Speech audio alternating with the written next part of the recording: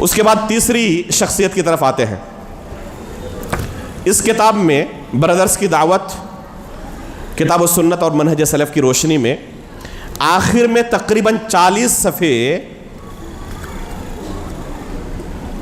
Doctor Zakir Naik کے بارے میں ہے. بے شمار لوگ ڈاکٹر ذاکر نائک سے متاثر ہیں اور ان میں سے بہت سارے میرے رشتہ دار ہیں، اور پھر ڈاکٹر ذاکر نائک سے پہنچے ہیں وہ ڈاکٹر اسرار تک. یہی ہوتا ہے، یہ کہتے ہیں جیسے محدثین کے یہاں نا سلسلۃ الذہب، اس کو کیا کہیں گے شیخ؟ شجرہ خبیثہ ہے یہ. شیخ کہہ رہے ہیں شجرہ خبیثہ، اچھی تعبیر ہے. تو یہ ایک شجرہ ہے، ایک سلسلہ ہے، ایک گمراہ سے دوسرے گمراہ کی طرف پہنچتے ہیں. ڈاکٹر ذاکر نائک کے بارے میں تفصیل سے میں نے لکھا ہے، یہاں اختصار کے ساتھ آپ کے سامنے چند چیزیں پیش کر رہا ہوں.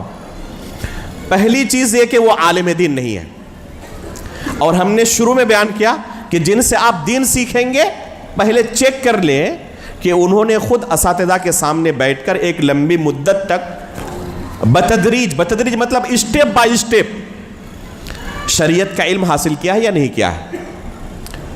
اور اس کے دلائل بے شمار ہے کتاب و سنت کے اندر. اس کتاب کے اندر تفصیل کے ساتھ ان تمام دلائل کا تذکرہ ہے.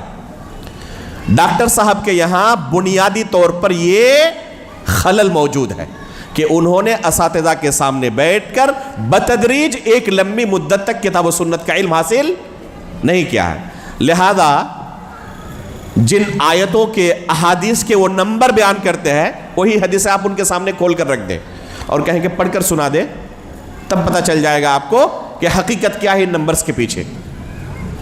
شریعت کے جو اہم مصادر ہیں ان کے سامنے کھول کر رکھ دیں اور پڑھنے کے لے گئے پتہ چل جائے گا حقیقت کیا ہے. تو یہ پہلی چیز ہے کہ انہوں نے کتاب و سنت کا علم حاصل نہیں کیا ہے. غیر عربی کتابوں سے، چاہے وہ انگریزی ان کی کتابیں رہی یا کسی دوسری زبان کی ہو، ایسی کتابوں سے جو علم حاصل کرے ذاتی طور پر محنت کر کے، یہ ایک حساب سے اچھا ہے کہ کوئی عمل کرنے کے لیے کام کرے. کوئی عمل کرنے کے لیے کوئی دینی کتاب پڑھ رہا ہے، اچھی چیز ہے. لیکن اگر لوگوں کے سامنے کھڑے ہو کر لوگوں کو اللہ کا دین سکھانا چاہتا ہے تو بہت بڑی ذمہ داری ہے. اس ذمہ داری کو ادا کرنے سے پہلے اس کے لیے کچھ شروط و ضوابط ہے. پہلے اسے اہل ہونا پڑے گا. جیسے آپ کو ضرورت پڑی ہے، کوئی بیماری آپ کی ہوئی تو آپ کسی دوا کے بارے میں جانتے ہیں، جا کے میڈیکل سے آپ نے لے لیا، کھا لیے. آپ کو کیا حکومت آگے پکڑے گی؟ نہیں پکڑے گی. لیکن آپ خود ڈاکٹر بن جائیں اور لوگوں کے علاج و معالجے کا کام شروع کر دیں، پکڑے گی نہیں پکڑے گی؟ اس وقت پکڑے گی کہ نہیں. اس لیول پر کام کرنے کے لیے آپ کو پہلے لائسنس لینا پڑے گا. تو اسی طریقے سے اگر کوئی شخص خود عمل کرنے کے لیے دینی کتابوں کو پڑھتا ہے تو اچھی بات ہے، لیکن لوگوں کو دین سکھانا چاہتا ہے تو اس کے لیے طریقہ دوسرا ہے. پہلے آپ اس طریقے سے اپنے آپ کو لیس کریں علم سے، اس کے بعد شوق سے لوگوں کو دین سکھائیں، کوئی آپ کو نہیں روکے گا. دوسرا خلل جو ڈاکٹر صاحب کے یہاں پایا گیا، اس کتاب میں ہم نے 11 چیزوں کا تذکرہ کیا ہے، اور یہ تمام چیزوں کا استقصا نہیں، اور بہت ساری چیزیں ہیں لیکن موٹے 11 چیزوں کا تذکرہ کیا ہے. دوسرے نمبر پر اہل بدعت سے علم حاصل کرنا اور لوگوں کے مابین انہیں پروموٹ کرنا. جیسے ڈاکٹر اسرار احمد صاحب ہیں، ان کو خوب پروموٹ کیا انہوں نے اپنے چینل سے، پیش ٹی وی سے، اور بہت سارے لوگ جو ان سے واقف نہیں تھے ان کے تھرو وہاں تک پہنچے.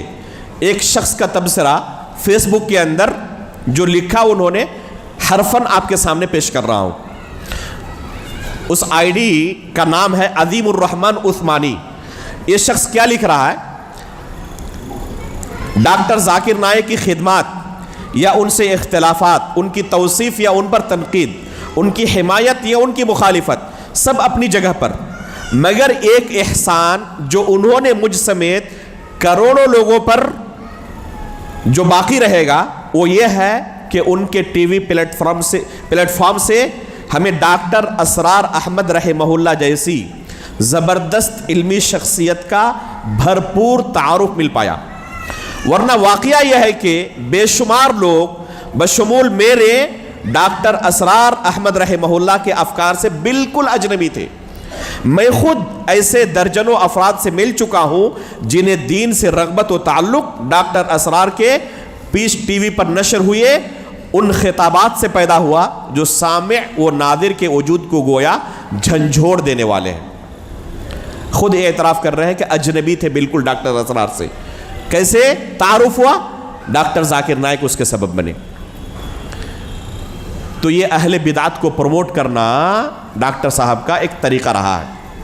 ان سے پوچھا گیا کہ امت کے اندر سب سے کبار علماء ابھی کون ہے؟ تو کیا کہتے ہیں کہ جنہیں حقیقت میں ہم کبار علماء میں شمار کریں ایسے لوگ تو نہ کے برابر ہیں۔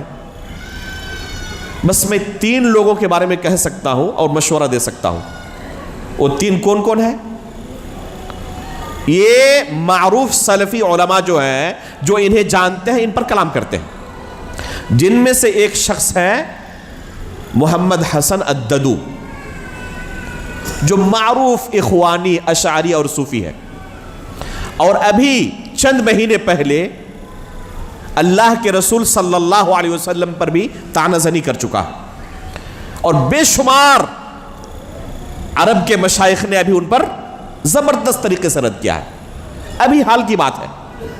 ایسے شخص کے بارے میں ڈاکٹر ذاکر نائک کیا فرماتے ہیں کہ یہ دنیا کے سب سے بڑے عالم دین ہے جن کی طرف لوگوں کو رجوع کرنا چاہیے۔ تو یہ طریقہ رہا ہے اہل بدعت کو پروموٹ کرنے کا شروع سے۔ تیسرا اعتراض ان پر جو ہے کہ اہل حدیثیت اور سلفیت کو بھی وہ دوسرے گمراہ فرقوں کی طرح ایک فرقہ سمجھتے ہیں اور اس کی طرف نسبت کو غلط قرار دیتے ہیں۔ بعض لوگ کہتے ہیں کہ اپنی دعوتی مصلحت کے پیش نظر وہ یہ کام کرتے ہیں۔ اگر کھل کر کہیں گے کہ میں اہل حدیث ہوں، سلفی ہوں، تو ان کی جس لیول پر وہ کام کرتے ہیں، جس طریقے سے وہ کام کرتے ہیں، نہیں کر پائیں گے۔ پہلی بات کہ یہ تو فکر ہی غلط ہے کہ جس لیول پر میں کام کر رہا ہوں اس لیول پر یہ ممکن نہیں ہے۔ اللہ کے رسول سے بڑا لیول آپ کا نہیں ہے یا نہیں؟ جتنا بھی بڑا کسی کا لیول ہو جائے وہ انبیاء کرام سے اور صحابہ کرام سے بڑا نہیں ہو سکتا۔ کیا انبیاء کرام اور صحابہ کرام نے اسی طرح لوگوں کی خواہش کے مطابق جس طرح اثر زیادہ بہتر پڑے دین کو پیش کرنے کی کوشش کی؟ لوگوں کو پسند آئے یا نہ آئے اس سے فرق نہیں پڑتا ہے۔ کتنے لوگ قبول کریں گے، کتنے لوگ رد کریں گے، اس سے فرق نہیں پڑتا ہے۔ اور حقیقت میں یہ بات ہے بھی نہیں۔ یہاں پر ڈاکٹر صاحب مشہور ان کا ایک مکالمہ تھا ڈاکٹر شیخ عبدالحمید رحمانی رحمہ اللہ نے جو ان پر زبردست طریقے سے رد کیا تھا، مشہور ہے۔ وہ اپنے آپ کو صحیح اہل حدیث کہتا ہوں، کہتے نا۔ تو اس پر رد شیخ عبدالحمید رحمانی رحمہ اللہ کا تفصیلی موجود ہے اور وہ سوشل میڈیا پر موجود ہے، اسے آپ سن سکتے ہیں۔ یہ کہنا کہ ڈاکٹر صاحب یہ صرف دعوتی حکمت کے پیش نظر کہتے تھے، یہ بات درست نہیں ہے، بلکہ وہ اس نسبت کو غلط قرار دیتے ہیں اور دوسرے گمراہ فرقوں کے ساتھ اہل حدیث کو بھی ایک فرقہ تصور کرتے ہیں، جیسے کہ روافض ہے اور اس طرح کے گمراہ فرقے ہیں، انہی کے ساتھ وہ اہل حدیث کا بھی نام لیتے ہیں اور سلفیت کی طرف، اہل حدیثیت کی طرف نسبت کو غلط قرار دیتے ہیں۔ جو اس طرف نسبت کرتے ہیں، ایسا نہیں کہ میں صرف نسبت نہیں کرتا اور صرف اپنے آپ کو مسلمان کہتا ہوں، بلکہ اگر کوئی کرے تو اسے غلط کہتے ہیں باضابطہ۔ اپنے اسٹیج سے انہوں نے ایک بار ذکر کیا شیخ البانی رحمہ اللہ پر رد کرتے ہوئے۔ غور کریں، جن کی علمی حالت یہ ہے کہ کتاب و سنت کو پڑھ نہیں سکتے، وہ شیخ البانی رحمہ اللہ پر رد کر رہے ہیں اور کہتے ہیں، جو شیخ البانی رحمہ اللہ کا مشہور مناظرہ ہے نا منہج سلف کو لے کر، اس مناظرے کی طرف اشارہ کرتے ہوئے کہتے ہیں کہ اس دن تو شیخ البانی رحمہ اللہ اس شخص کے سامنے جیت گئے تھے، لیکن حقیقت میں شیخ البانی کی یہ فکر غلط ہے۔ سلفیت کی طرف نسبت کرنا درست نہیں ہے۔ شیخ البانی رحمہ اللہ نے اس شخص کو تو ہرا دیا تھا، مشہور مناظرہ ہے شیخ البانی رحمہ اللہ کا. جانتے نہیں جانتے اس مناظرے کے بارے میں؟ ایک شخص آیا اور یہی کہنے لگا کہ میں اپنے آپ کو صرف مسلمان کہتا ہوں، اہل حدیث کہنا درست نہیں سمجھتا، سلفی کہنا درست نہیں سمجھتا، صرف میرا نام مسلمان ہے. تو شیخ البانی رحمہ اللہ نے اس سے کہا کہ اچھی بات ہے، لیکن تم کون سا مسلمان ہو ذرا یہ بھی بتاؤ. کیا تم ابو بکر و عمر کو گالی دیتے ہو، کافر سمجھتے ہو انہیں؟ کہہ رہے نہیں، انہیں گالی نہیں دیتا. قرآن کو مخلوق کہتے ہو؟ کہ نہیں، بالکل قرآن کو مخلوق نہیں کہتا. اللہ کی صفات کا انکار کرتے ہو؟ نہیں، اللہ کی صفات کا انکار نہیں کرتا. جو گمراہ فرقیوں کے مشہور گمراہیاں تھیں ان تمام کا تذکرہ کیا اور کہا کہ میں بالکل بھی یہ باطل اور غلط نظریات نہیں رکھتا، بلکہ وہ اسلام فالو کرتا ہوں جو صحابہ اکرام کے ہاں تھا. تو شیخ البانی نے کہا جو تم نے اتنی لمبی چوڑی اپنی تعریف کی، اپنا تعارف پیش کیا تم نے کہ میں یہ غلط نظریہ نہیں رکھتا، یہ غلط نظریہ نہیں رکھتا، یہ غلط نظریہ نہیں رکھتا، یہ غلط نظریہ نہیں رکھتا، جو 5 منٹ تک تم نے بیان کیا نا، اسی کو ہم ایک لفظ میں کہتے ہیں کہ ہم سلفی ہیں، ہم اہل حدیث ہیں. اتنا لمبا چوڑا تعارف کرنے کے بجائے ایک لفظ میں یہی تعارف تم کر سکتے ہو. تو اس شخص کو حقیقت سمجھ میں آ گئی.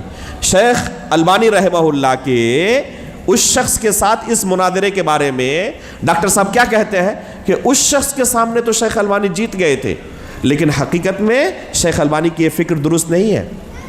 اپنے آپ کو اہل حدیث کہنا اور سلفی کہنا درست نہیں ہے، غلط تھے شیخ البانی.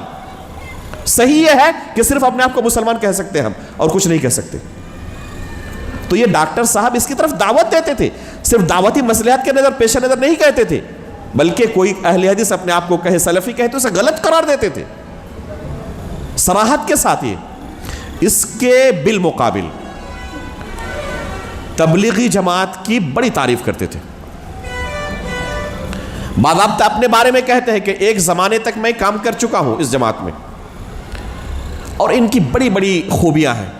انہوں نے گنایا ہے، میں نے اس کتاب کے اندر پورا نقل کیا ہے ان کی عبارت کو، تبلیغی جماعت کے بارے میں انہوں نے جو اپنا نظریہ پیش کیا ہے. اور آخر میں کہتے ہیں کہ سعودی حکومت نے جو ان پر پابندی لگائی ہے نا، تو کسی نے ان کا کان بھرا ہے، ان کو حقیقت میں اس جماعت کے بارے میں نہیں پتا ہے، اس لیے انہوں نے پابندی لگائی ہے اور بہت بڑی غلطی کی انہوں نے. تو ایک طرف اہل حدیث کے بارے میں یہ نظریہ کہ یہ بھی ایک فرقہ ہے، باطل فرقوں کے ساتھ اسے بھی ذکر کرتے ہیں، اس طرف نسبت جائز بھی نہیں، لیکن دوسری طرف تبلیغی جماعت جیسی ایک گمراہ جماعت کے بارے میں اس طرح ان کا نظریہ ہی رطب اللسان رہتے ہیں. 9 بج چکے جی، مسائل میں جو اور کچھ بس اجمالاً کچھ کہہ دیتا ہوں. اللہ کے رسول کی رسالت کا اقرار کیے بغیر بھی کوئی جنت جا سکتا ہے، گرچہ اس کا چانس کتنا ہے 0.0000001. یہ شریعت کے بنیادی مسائل سے بھی کوئی واقف رہے گا نا تو یہ غلطی نہیں کر سکتا ہے، یہ نظریہ نہیں رکھ سکتا ہے.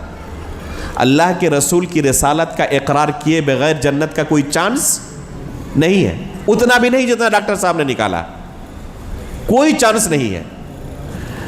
اسی طرح سب سے اہم چیز ڈاکٹر صاحب کے بارے میں اکثر لوگوں کو، بلکہ ہمارے جماعت اہل حدیث کے اچھے اہل علم کو بھی آپ نے یہ کہتے ہوئے سنا ہوگا کہ ان کا جو اپنا میدان ہے نا، بس انہیں اپنے میدان میں کام کرنا چاہیے، باقی دوسرے میدان میں انہیں داخل نہیں ہونا چاہیے. اگر اپنے میدان میں کام کرتے تو اچھا کام کر رہے ہیں.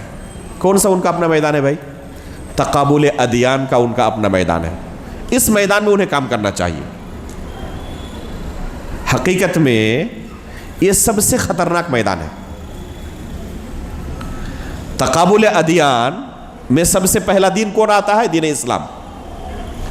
جو شخص دین اسلام کے اصول و مبادیات سے واقف نہ ہو، اور خصوصاً جب وہ تقابل کریں گے تو اللہ رب العالمین کے ساتھ، یعنی اللہ رب العالمین کا تصور اسلام میں کیا ہے اور دوسرے مذاہب میں کیا ہے، ان چیزوں کو پیش کریں گے اور وہ اسماء و صفات کا باب صحیح طریقے سے نہ جانتے ہو تو گمراہی کے شکار ہوں گے.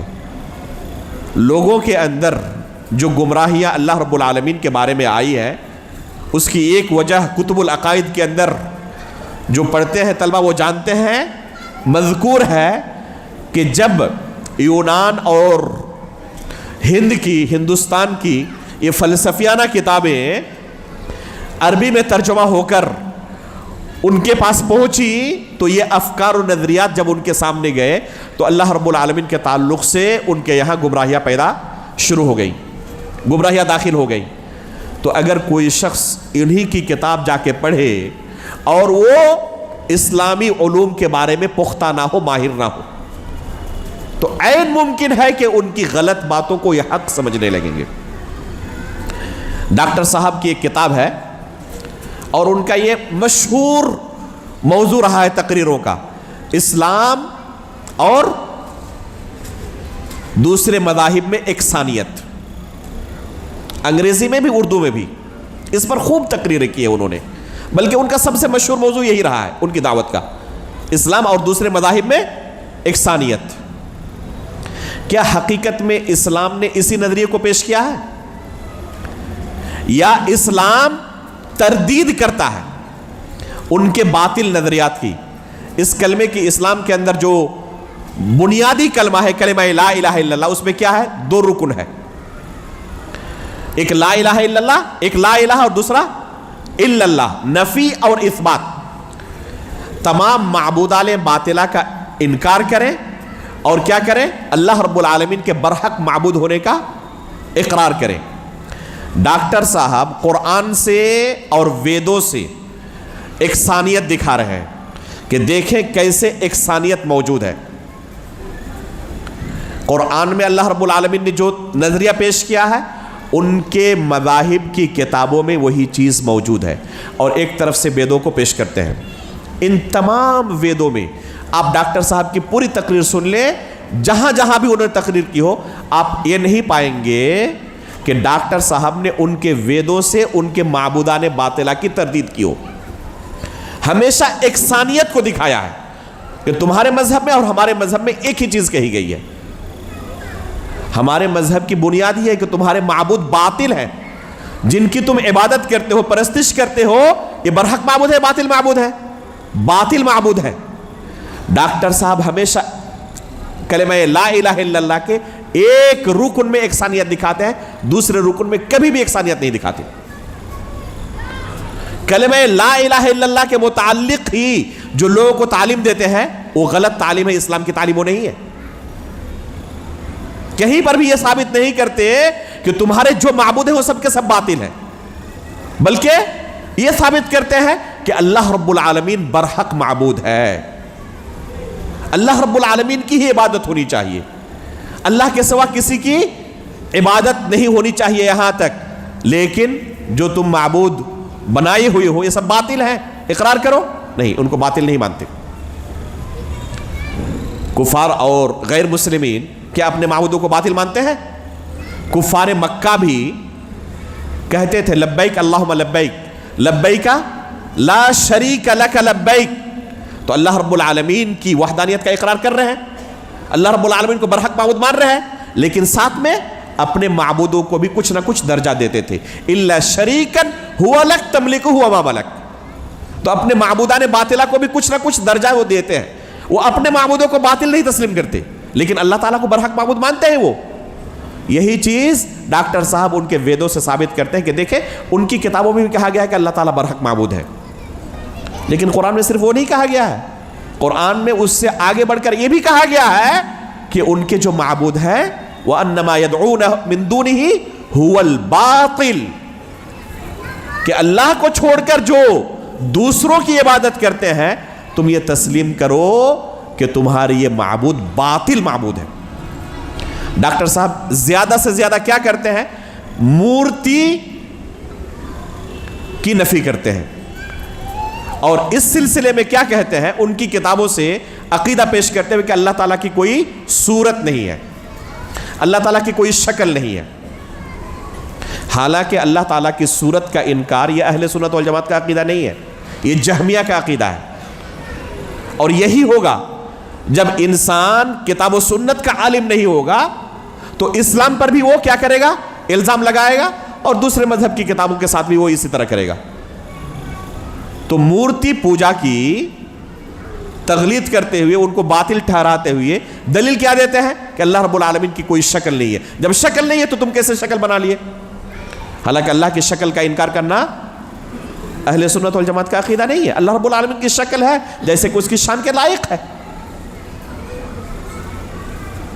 اللہ کی شکل کا انکار یہ اہل سنت والجماعت کا عقیدہ ہے, جہمیہ کا عقیدہ ہے, اور اسے دلیل بنا کر وہ مورتی پوجا کی تردید کر رہے ہیں.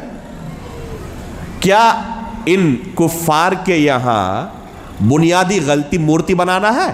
اگر وہ مورتی نہ بنائیں تو کیا ان کے ساتھ ہمارا اختلاف ختم ہو جائے گا؟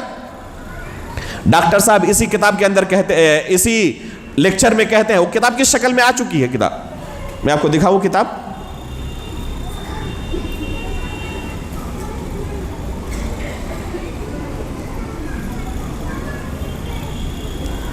یہ ہے کتاب, آپ گوگل سے اسے ڈاؤن لوڈ کر سکتے ہیں. اسلام اور ہندو مت ایک تقابلی مطالعہ. اسلام اور ہندو مت ایک تقابلی مطالعہ, یہ کتاب ہے. سملرٹی بھی ایک ہے نا, یہ وہی ہے, اسی کو اردو میں کتاب کی شکل میں انہوں نے چھاپا ہے. اس میں کیا کہتے ہیں, ان کے درمیان اور ہمارے درمیان فرق کیا ہے؟ کہتے ہیں, وہ کہتے ہیں ہر چیز خدا ہے, ایوری تھنگ از گاڈ, جبکہ مسلمان کہتے ہیں ایوری تھنگ از گاڈس, ہر چیز کا مالک خدا ہے. آگے کہتے ہیں ڈاکٹر صاحب کہ اگر ہم اس کوما والے ایس کا فرق مٹا سکے تب ہندو اور مسلم متحد ہو سکتے ہیں. ہمارے درمیان اور آپ کے درمیان فرق کیا ہے؟ بس ایس کا فرق ہے. ہم کیا کہتے ہیں؟ ایوری تھنگ از گاڈس, اور آپ کہتے ہیں ایوری تھنگ از گاڈ. بس ایس کا فرق مٹا لیں تو ہم اور آپ متحد ہو جائیں گے. حقیقت ایسا ہی ہے. اگر ایس کا فرق مٹ جائے اور وہ بھی کہیں کہ ہر چیز کا مالک اللہ ہے, یہی بس اختلاف تھا, ختم ہو گیا. اہل مکہ بھی یہی کہتے تھے کہ اللہ تعالیٰ کا ہر چیز کا مالک ہے. اہل مکہ جن کے ساتھ اللہ کے رسول نے جنگ کی ہے وہ بھی یہی عقیدہ رکھتے تھے کہ ہر چیز کا مالک اللہ تعالیٰ ہے. کہاں ختم ہوا؟ اصل اختلاف ہے ہی نہیں ان کے ساتھ. اصل اختلاف کیا ہے کہ وہ اللہ کے علاوہ دوسروں کی عبادت کرتے ہیں, اس کی تردید کریں آپ. ڈاکٹر صاحب اس طرف نہیں جاتے, کہتے ہیں کہ اصل ہمارا ان کے ساتھ ڈیبیٹ کا مقصد یکسانیت کو دکھانا ہے.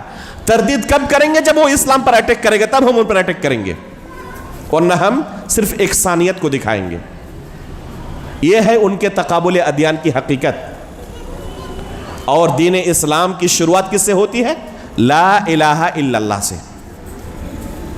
انما یدعون من دونہ هو الباطل سے, کہ اللہ کے سوا جن کی بھی پرستش کی جاتی ہے, عبادت کی جاتی ہے, وہ برحق نہیں, باطل معبود ہے. یہ کلمہ لا الہ الا اللہ اگر کوئی اقرار نہ کرے اور دونوں رکن کو نہ تسلیم کرے تو مسلمان نہیں ہو سکتا ہو. تو یہ کچھ اہم انحرافات ہیں ڈاکٹر صاحب کے,